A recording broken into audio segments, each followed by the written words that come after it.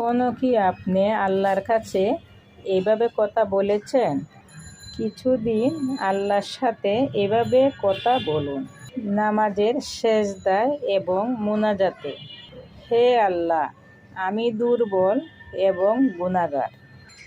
আমি আমার সকল ভুলের জন্য আপনার কাছে লজ্জিত এবং আপনার কাছে ক্ষমা ভিক্ষা চাইছি। আমি জানি আপনি বড় দয়ালু এবং ক্ষমাশীল। আপনার অশেষ করুণায় আমাকে ক্ষমা করুন।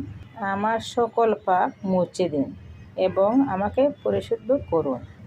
আমাকে সঠিক পথে চলার তৌফিক দিন এবং নেক কাজ করার সুযোগ দেন।